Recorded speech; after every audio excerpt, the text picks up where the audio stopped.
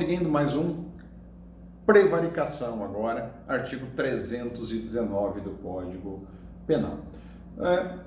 Crime bastante importante também, de bastante relevância aí para fins de concurso, de exame de ordem.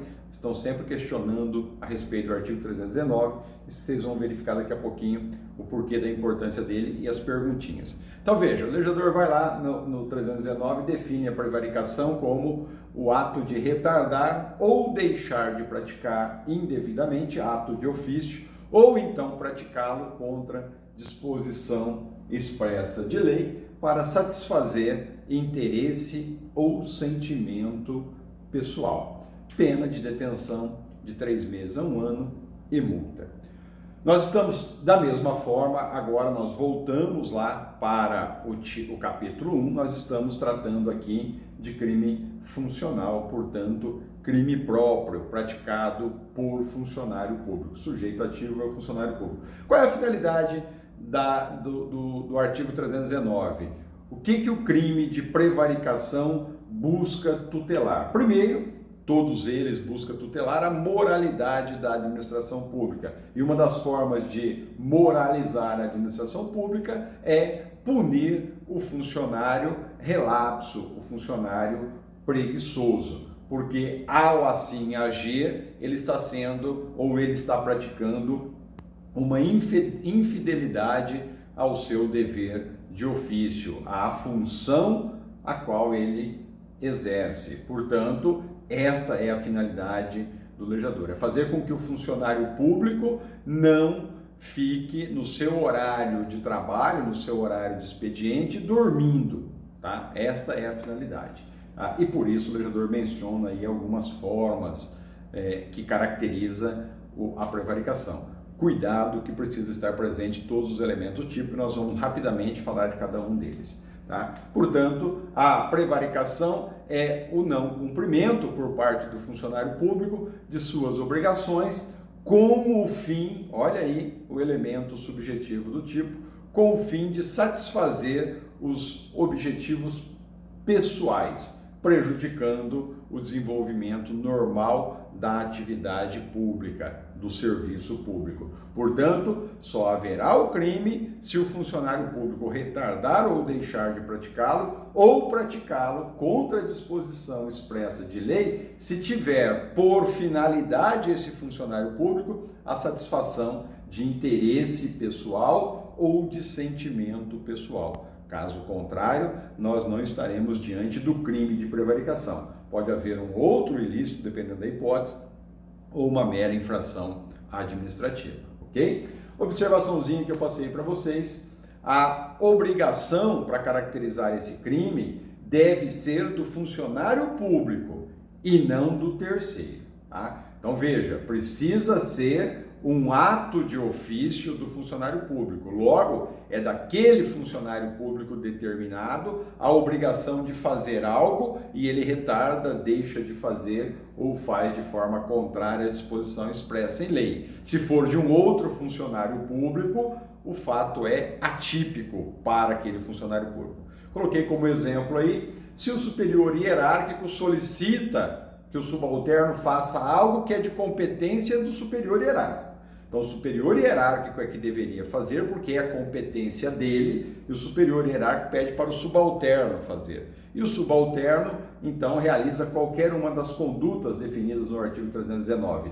Em relação àquele ato que era de competência do superior hierárquico, o subalterno ou retarda, deixa de fazê-lo ou faz de forma contrária à lei. Nesse caso, como não era competência do subalterno realizar aquele ato de ofício, sim do seu superior hierárquico, mesmo ele subalterno agindo de acordo com o que determina o 319, o fato é atípico para ele subalterno, ele não comete crime algum. Então atentem-se bastante a essa observaçãozinha, que ela é relevante e às vezes vocês são apanhados desapercebidos em relação a isso e menciona que seria uma prevaricação. Mas aqui o ato de ofício é do superior hierárquico, não é dele subalterno. Portanto, não há o crime por parte do subalterno. A outra observaçãozinha é havendo certa discricionariedade ao funcionário público para o ato de ofício, o entendimento predominante é que também não há crime. Então veja, mencionei aí como exemplo do delegado de polícia, que em algumas situações específicas que lhe é apresentado, ele pode autuar em flagrante ou ele pode abrir mão do flagrante porque não está convencido da presença dos requisitos lá do Código de Processo Penal para a situação flagrancial que lhe foi apresentado, e ele então abre mão da autuação em flagrante e inicia o inquérito policial por meio de portaria. Veja que lá no Código de Processo Penal, ambas as situações, auto de prisão em flagrante e instauração de inquérito policial por meio de portaria, são atribuições funcionais do delegado de polícia. Portanto, ele tem discricionariedade para, havendo dúvida quanto ao flagrante, a situação flagrancial, ele abrir mão de prender imediatamente o indivíduo pela cautelar e apurar isso por meio de portaria. Então, mais uma dicasinha, havendo a discricionariedade ao funcionário público entre uma ou outra opção e ambas estarem presentes no ato de ofício dele, ele escolhendo uma ou escolhendo a outra, ele não está prevaricando, não há o crime definido no 319, ok? Isso é importante, isso é relevante. Então, vamos fazer uma análise rapidinha aí, as figuras do tipo legal.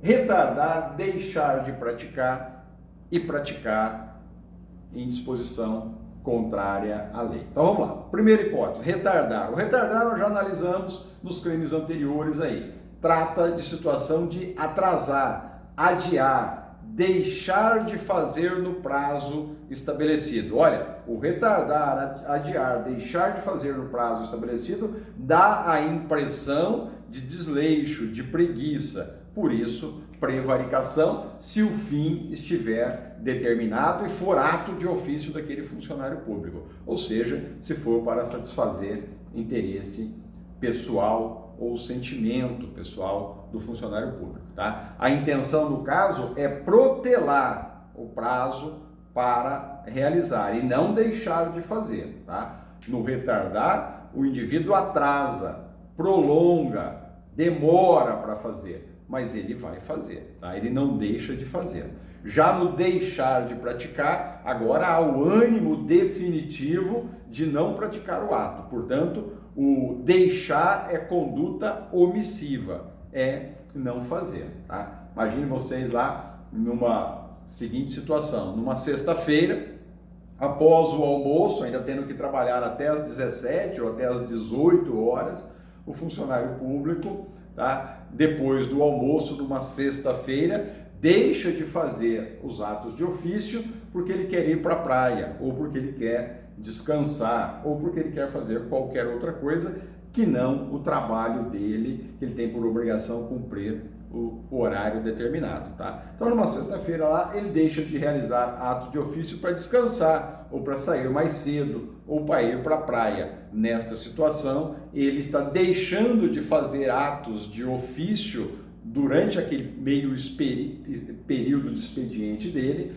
visando buscar uma satisfação pessoal, ir para a praia, viajar, descansar e assim sucessivamente. Aí eu tenho, sem dúvida nenhuma, o crime de prevaricação. E a última figura é o praticar, significa executar o ato, só que de forma contrária à lei. Aqui, ao contrário do anterior, há uma ação e não uma omissão. Aqui ele faz, mas faz de forma a violar a lei que determina o seu ato de ofício, ok? Agora, rapidinho, já tiveram mais ou menos uma noção do que busca o legislador no artigo 319, o objeto material. Ato de ofício significa de atribuição de competência funcional do funcionário público, seja ela administrativa ou judicial, nós já mencionamos isso nos exemplos anteriores. O elemento subjetivo é o dolo, vontade livre, havendo, portanto, interferência de um terceiro, o crime é de corrupção passiva privilegiada. Olha aqui a observaçãozinha, cuidado com isso, tá? Havendo a interferência de terceiro, nós já estudamos isso lá no parágrafo 2º do artigo 317. Aí nós estamos diante de corrupção passiva privilegiada, uma coisa complementa a outra cuidado com essa observaçãozinha que ela é extremamente relevante, ok? Diferença, então, entre a prevaricação e a corrupção passiva privilegiada, para não deixar vocês aí na mão, tá? Então veja, a conduta inicial ela é idêntica, tanto na corrupção passiva privilegiada como na prevaricação. Veja aí, na prevaricação, retardar ou deixar de praticar indevidamente ato de ofício ou praticá-lo contra disposição expressa em lei. Paramos aí. Olha na corrupção passiva privilegiada. Se o funcionário público, olha, praticar, nós temos o praticar aqui também. Deixar de praticar, nós temos o deixar de praticar aqui também. Ou retardar ato de ofício. Nós temos o retardar ato de ofício também na prevaricação. Veja que a conduta inicial é idêntica, tanto na prevaricação como na corrupção passiva. O que diferencia na corrupção passiva privilegiada? O que diferencia uma coisa da outra? É o fim que se busca na prevaricação e o fim que se busca na corrupção passiva privilegiada. Qual é a finalidade da corrupção passiva privilegiada? É retardar, deixar de praticar, tá? Ou praticá-lo contra disposição expressa em lei para satisfazer interesse ou sentimento pessoal. Para satisfazer interesse ou sentimento pessoal. Esse é o fim. E na corrupção passiva privilegiada, o indivíduo, o funcionário público, pratica, deixa de praticar ou retarda o ato de ofício com infração ao dever funcional, para qual fim? Cedendo a pedido ou a influência de outro. Então, na prevaricação é para satisfazer interesse ou sentimento pessoal. Na corrupção passiva privilegiada é para atender um pedido de um terceiro ou por influência de um terceiro. São situações totalmente distintas e fiquem atentos a isso. Pessoal, a chamada prevaricação imprópria foi inserida aí no artigo 319-A do Código Penal e a observaçãozinha quanto a ela é rápida, tá? O legislador vai lá e diz que é crime também de prevaricação, portanto uma prevaricação imprópria dada aí pela doutrina, deixar o diretor de penitenciária e ou agente público, significa o agente penitenciário, porque nós estamos tratando agora de crime praticado no âmbito de penitenciária, portanto, deixar o diretor de penitenciária ou o agente público, significa o agente penitenciário, de cumprir seu dever de vedar ao preso o acesso, olha, cuidado com essa palavra, o acesso a aparelho telefônico, de rádio ou similar, que permita ao preso a comunicação com os demais ou com o ambiente externo. E a pena ela é bem insignificante, né? É um crime de pequeno potencial ofensivo, de 3 meses a 1 ano. Veja, é crime próprio, só pode figurar como sujeito ativo desse crime o diretor da penitenciária, tá? Ou o agente penitenciário no âmbito da penitenciária, portanto nem é fora dali. E só admite a forma dolosa, não há prevaricação imprópria na sua forma culposa. E alguns doutrinadores mencionam que, quando o legislador menciona ali de cumprir o seu dever de vedar ao preso o acesso, significa, se já houve o acesso, se o preso já tinha esse objeto, não há o crime. Portanto, há prevaricação se o diretor ou o agente penitenciário presenciou, portanto, a conduta dolosa, presenciou o preso tendo acesso a esses equipamentos eletrônicos e ele nada fez para evitar que o preso dele fizesse uso. Portanto, se passou com uma visita, se passou com um advogado, se passou de alguma forma sem que o diretor ou o agente penitenciário tivesse tomado conhecimento ou tivesse presenciado, não há o crime de prevaricação imprópria, porque o legislador, é claro, deixar o diretor de penitenciária ou o agente público, entendam o agente penitenciário, de cumprir seu dever de vedar ao preso o acesso ao aparelho. Se ele não verificou que o preso estava tendo acesso, não há o crime. Pode haver uma infração administrativa por parte do diretor ou dos agentes penitenciários, mas não há o crime do 319-A do Código Penal. Ok? Encerramos, então, a prevaricação, tanto a prevaricação comum como a prevaricação imprópria. Abraço.